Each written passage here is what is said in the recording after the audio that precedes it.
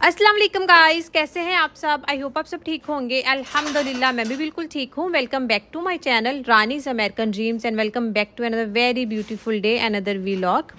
आई thought कि आज मैं आप लोगों के साथ शेयर करती हूँ अपनी फुल डे किचन रूटीन कि मैं ब्रेकफास्ट टू डिनर मेरा किचन में कैसे सारा दिन गुजरता है। दो बच्चों के साथ मैं कैसे मैनेज करती हूँ ब्रेकफास्ट टू डिनर की जितने भी किचन में कुकिंग और क्लीनिंग रूटीन है। तो आई होप सो आप लोगों को कोई टिप मिल सके या आप लोग कोई कोई इससे मोटिवेशन गेन कर सके। I really hope so. तो एनी हो हमेशा जब भी मैं मॉर्निंग का आगाज़ मेरा बच्चों के ब्रेकफास्ट से ही होता है, बिकॉज़ मुझे होता है कि सबसे पहले बच्चों को खाना दे दूं, बिकॉज़ काफ़ी लेट नाइट बच्चे सोते हैं, फिर सुबह थोड़ा लेट उठते हैं, तो वो काफ़ी भूखी होती हैं अमल एंड हेज़ल दोनों।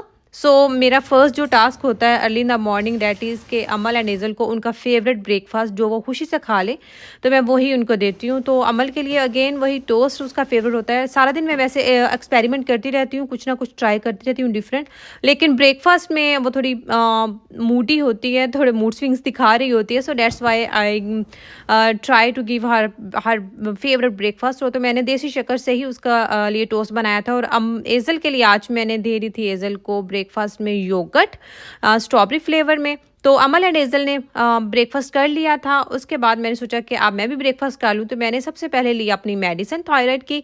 और इसके बाद मेरे पास होता है आधा घंटा। तो आधे घंटे में मैंने सोचा कि अभी बच्चों ने क्योंकि ब्रेकफास्ट किया है तो उनको अभी मेरी कोई ज़रूरत नहीं है, दोनों खेल रही थी लिविंग एरिया में। तो बस मैंने मेडिसिन ली और उसके बाद क्लीनिंग स्टार्ट कर दी। तो ऐसे ही टाइम मैनेज होता है। जब आपको पता हो कि बच्चे खेल रहे हैं और आपके पास अभी थोड़ा सा टाइम है, तो फ्री बैठने से बेहतर होता है कि मैं थोड़ा बहुत काम निपटा लेती हूँ डेली बेसिस पे, साथ साथ ही काम निपटाती रहती हूँ। तो सबसे पहले मैंने वॉश किया सैंडविच मेकर। तो ये सैंडविच मेकर के साथ 3 डिफरेंट टाइप्स ऑफ प्लेट्स हैं।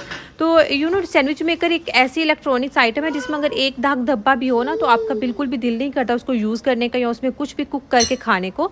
सो that's why I make sure कि मैं इसे अच्छे से डीप क्लीन कर लूँ और सैनिटाइज भी हो जाएगा, बिकॉज काफ़ी अरसे से मैंने यूज़ नहीं किया था। तो प्लेट्स तो क्लीन थी, बिल्कुल भी ग्रीसीनेस नहीं थी, लेकिन जो सैंडविच मेकर की बॉडी थी वो थोड़ी सी ग्रीसीनेस उसमें मुझे लग रही थी। सो that's why I make sure कि इसकी ग्रीसीनेस ख़त्म हो जाए। तो इसके लिए मैंने यूज़ किया था थोड़ा सा बेकिंग सोडा विद डिटर्जेंट में मिक्स करके। तो मेरे पास white vinegar out of stock है, तो अदरवाइज़ वाइट विनीगर से बहुत अच्छे से क्लीनिंग हो जाती है। एंड माइक्रोवेव की डीप क्लीनिंग के लिए भी मैंने आज सेम ही सोल्यूशन यूज़ किया है, बेकिंग सोडा एंड डिटर्जेंट का। 2 मिनट के लिए माइक्रोवेव का टाइम ऑन कर दिया। And mean while I make sure कि मैं अच्छे से क्लीन कर लूँ सैंडविच मेकर को।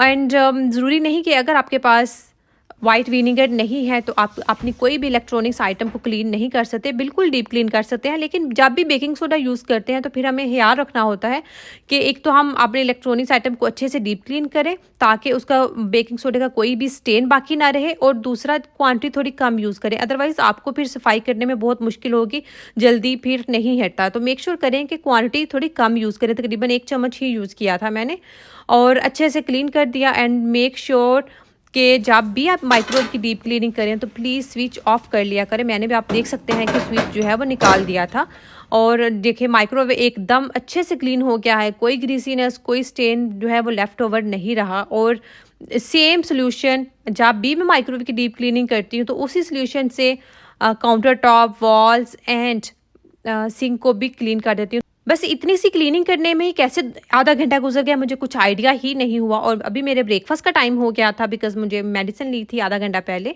तो फिर मैंने जल्दी से अपना ब्रेकफास्ट बनाया, ब्रेकफास्ट किया, फिर अमल एंड एज़ल के साथ टाइम स्पेंड किया, उनको लंच करवाया। तो जब मैं बच्चों के साथ होती हूँ तो फिर मैं कोशिश करती हूँ कि कुछ शूट ना करूँ, फिर मैं उन्हीं को टाइम दूँ। तो 2 घंटे फिर मैंने लिविंग एरिया में बच्चों के साथ ही गुजारे थे।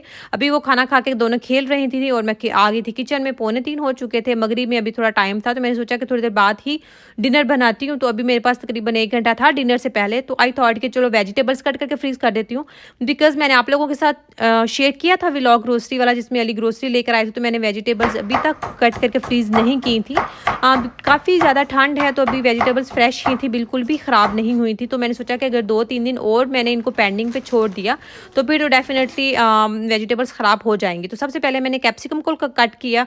अगेन वही बात कि थोड़ी सी मैंने क्यूब्स में कट की और थोड़ी सी जूलियन कटिंग में।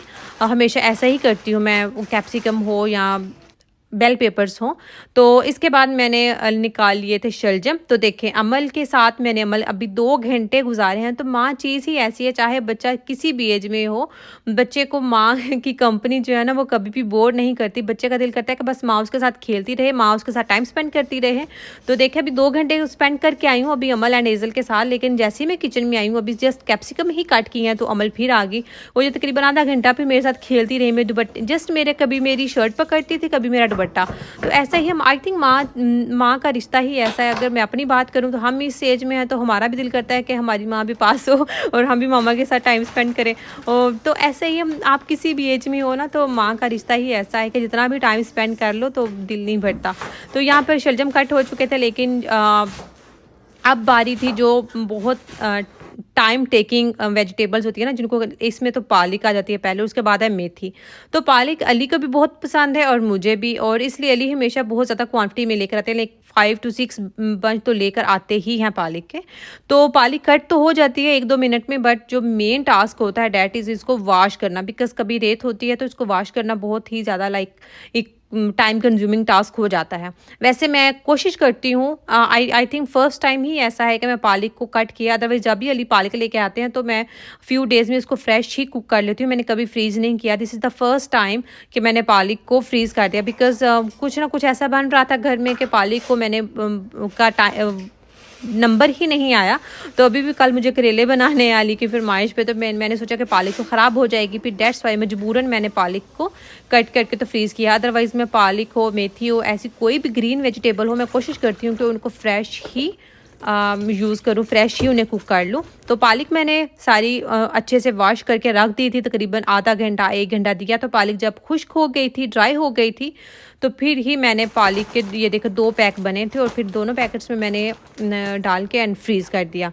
उसके बाद आ जाती है सबसे जो टाइम कंज्यूमिंग है, दिस इज़ मेथी। मेथी की सब्ज़ी जितनी ज़्यादा ये डिलीशियस होती है ना, उतना ही ज़्यादा हेक्टिक होता है इसको सेपरेट करना। और जब भी मैं मेथी क्लीन करती हूँ तो मुझे ना याद आ जाता है पाकिस्तान में, क्योंकि हम लोग गाँव से बिलोंग करती हूँ मैं, तो वहाँ पर क्या होता था कि जब भी मेथी का सीज़न एंड होता था तो खेतों में जितनी भी मेथी होती थी उसका बीज जब लग जाता था तो फिर वो इतनी ज़्यादा बंडल्स मेथी आती थी घर में, लाइक 2-3 चारपाइयों पे मेथी रात धूप में जो है वो रखी होती थी। और हम सब घर वाले इर्द गिर्द जितनी भी घर में अवेलेबल होती है ना लेडीज़, सारी आ जाती हैं और फिर बैठ के तकरीबन पूरा दिन गुजारती हैं और मेथी जो है वो पत्ते उसके निकालती हैं। इतनी ज़्यादा वो क्वांटिटी होती है कि फिर उसको ड्राई किया जाता है, फिर उसके काफ़ी ज़्यादा डिब्बे बना के तो होममेड जो है वो आपकी कसूरी मेथी तैयार हो जाती है।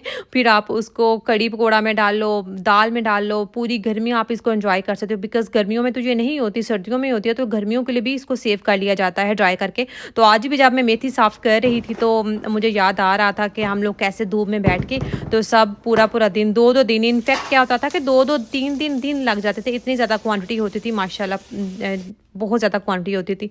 तो आज मुझे वही टाइम याद आ रहा था कि एक वो टाइम भी मिल जाता था फिर सबको गपशप करने का। मेथी भी साफ़ हो रही होती थी और साथ में फिर गपशप भी हो रही होती थी, बहुत से टॉपिक्स भी डिस्कस हो रहे होते थे। आई थिंक वो भी एक बहाना मिल जाता था सबको मिल बैठ कर बातें करने का, गपशप लगाने का। एनी हाउ आपने देखा था कि जब मैं वेजिटेबल्स कट कर रही थी तो मीनवाइल मैंने पास्ता भी बॉयल कर लिया था।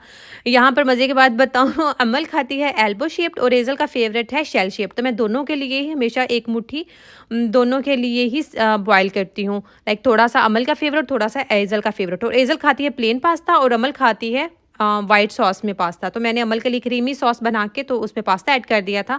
मेरी कोशिश होती है कि वो कुछ ना कुछ खा लें और आई थिंक माँ ऐसे ही करती है, हर माँ बच्चों की चॉइसेस के अकॉर्डिंग कुछ ना कुछ बनाती ही रहती है।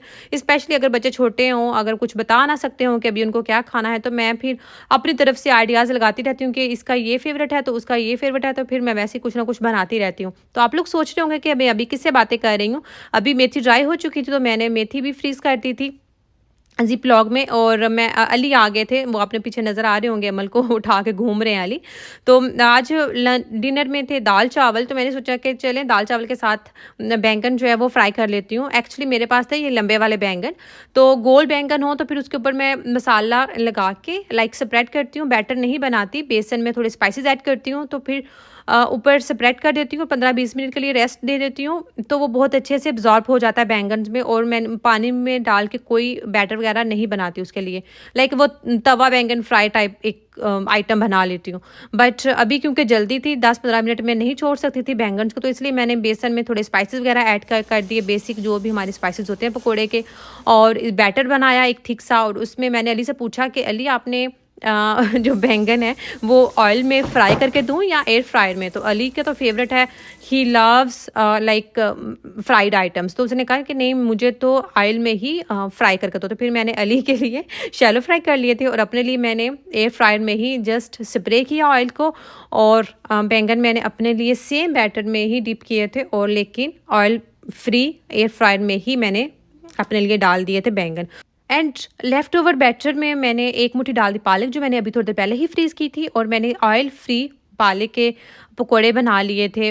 आपने देखा कि पैन में बिल्कुल भी ऑयल नहीं है, तो मैंने इसी में अपने लिए बना लिए थे। तो फिर मैंने अपना डिनर एंजॉय किया था। मुझे बेसिकली जो एयर फ्रायर वाले थे, ये अली की प्लेट है जो कि है शैलो फ्राइड, और मुझे ये एयर फ्रायर वाले ज़्यादा अच्छे लगे थे, ये ज़्यादा टेस्टी थे, बिल्कुल लाइट थे, बहुत इन्जॉय किया मैंने अपना डिनर। तो आई रियली होप सो आप लोगों को आज का व्लॉग अच्छा लगा होगा। अगर व्लॉग अच्छा लगा है तो प्लीज़ मेरे चैनल को ज़रूर सब्सक्राइब कीजिएगा, मेरी वीडियो को लाइक एंड शेयर कीजिएगा अपने फ्रेंड्स एंड फैमिली के साथ। अभी हमारा डिनर जा रहा था, मैंने डिनर किया, फिर साथ साथ मैं बच्चों को भी डिनर करवा रही थी, तो मैंने कुछ ज़्यादा शूट नहीं किया। किचन रूटीन तो किसी दिन आपके साथ शेयर करूँगी, जो मेरी रात के 11 बजे तक चल रही होती है। तो प्लीज़ मेरे चैनल को सब्सक्राइब कीजिएगा। I really need your support. मिलते हैं नेक्स्ट व्लॉग में, तब तक अल्लाह हाफिज़।